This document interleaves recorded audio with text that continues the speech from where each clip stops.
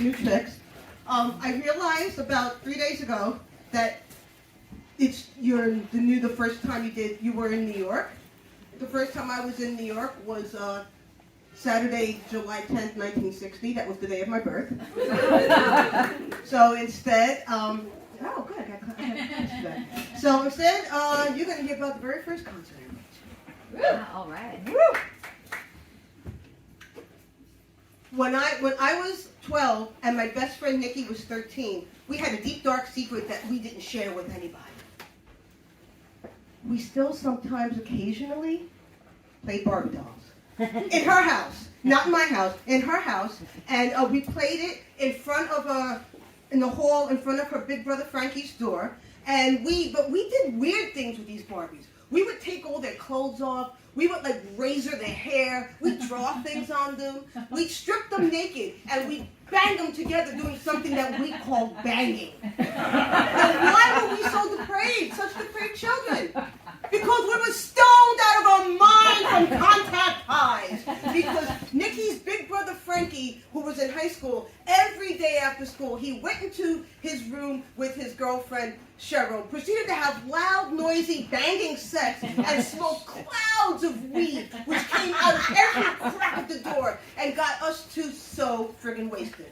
But there was another reason why we loved being in front of this door. It was because of the music.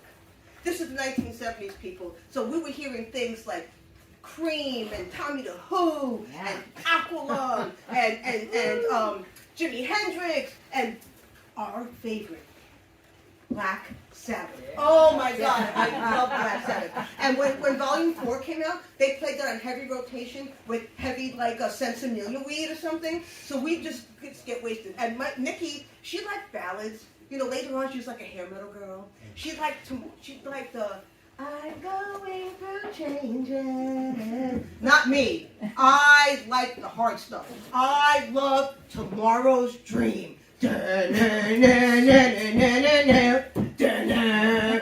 I'm leaving tomorrow with daybreak. Anyway, so that was my favorite song. And I used to dream that maybe someday I would get to see Black Sabbath and see them play the song.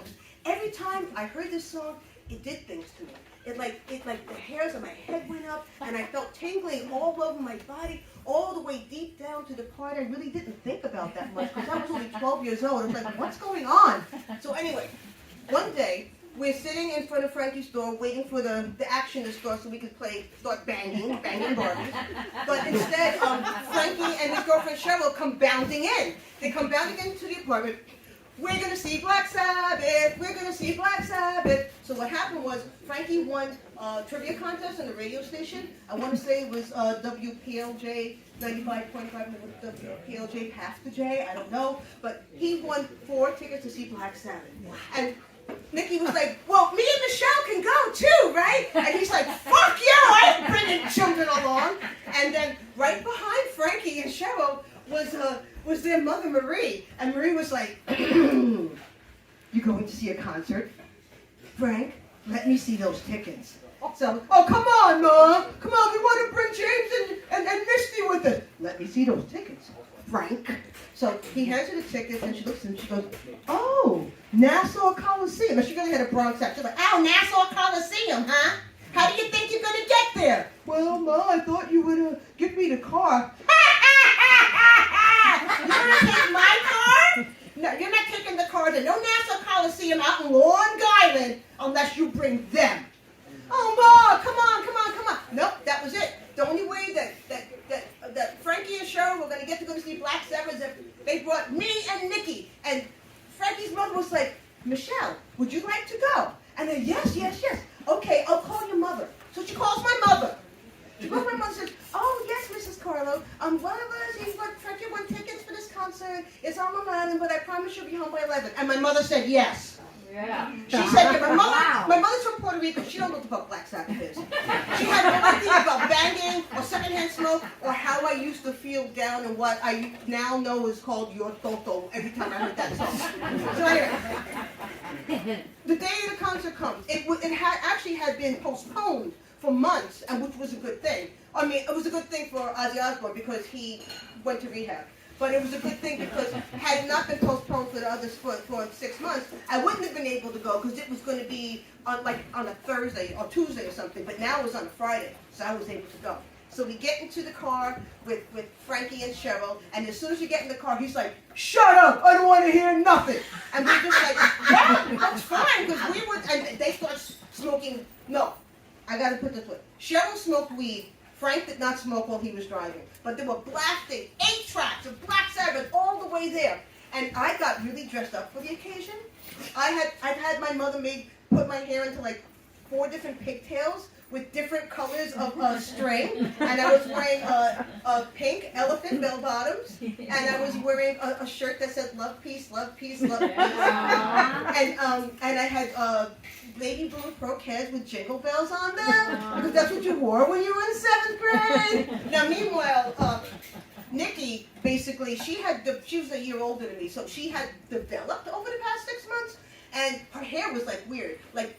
The style for girls was like to bleach your bangs, but her mother wouldn't let her bleach her hair, so she stuck her bangs in Clorox and they were pink. Oh. And then she was wearing like a halter top with no bra, and she was wearing really tight pants and a denim jacket. And I was like, "Wow, you look different." And she's like, "I'm going to have fun." So we get there, we get to Nassau Coliseum. The second we get out of the car, Frankie goes, "Yo, go away! We're leaving you!" When they flat left us right in the parking lot. Wow. So, and then Nikki was just like, "Oh, come on, we'll just go in, shall?" And so we go in, and it's so crazy. Like I never had seen so many drunky people in my entire life. People were bouncing off the walls. People were giving us things. They were offering us.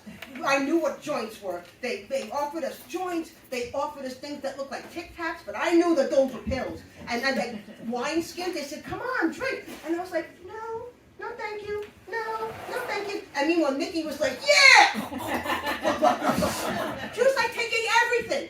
And I remember there was one boy who was on the floor. He was passed out, and the poor thing, he must have been about 15 or 16 tops, and his penis was like out of his pants, and he was holding a bottle of blackberry brandy, and then Nikki climbs over him, takes the bottle, goes, "Score!" So we go to our seats all the way up in the nosebleed.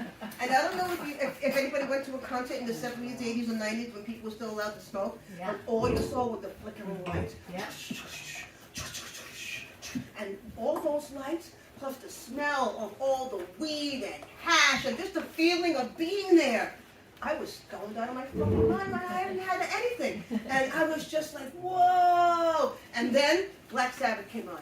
I want to say that they started with Tomorrow's Dream. I don't know. You can look up the playlist. But all I know is that I started feeling those feelings all over my body. And I felt like I was going to be on fire and melt at the same time. And it was so great. I wanted to last forever. And then Nikki grabs me. She goes, "Shell, we need to go down there." And she points like to the bottom, the ground level.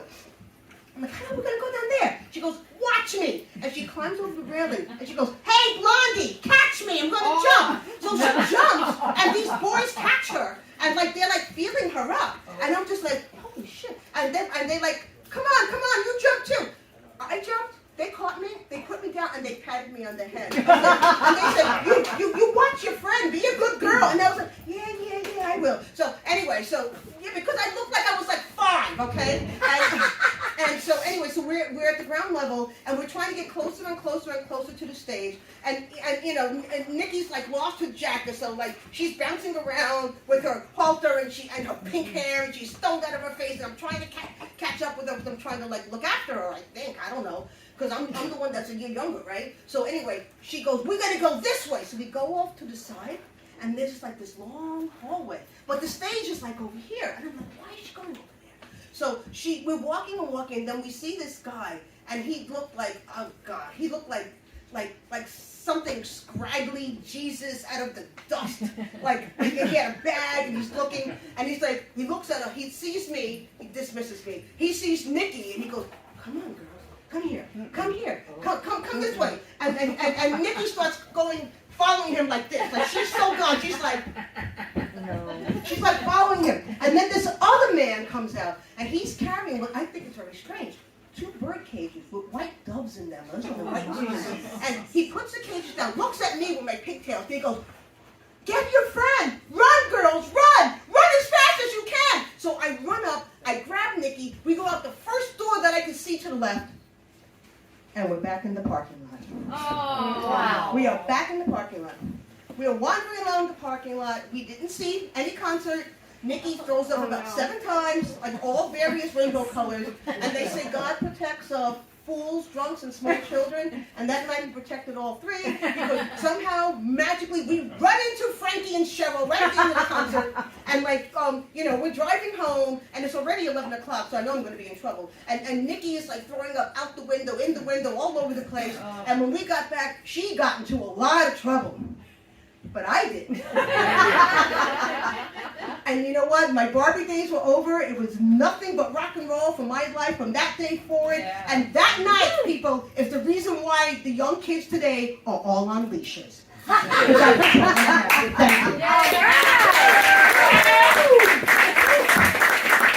Can't do that anymore.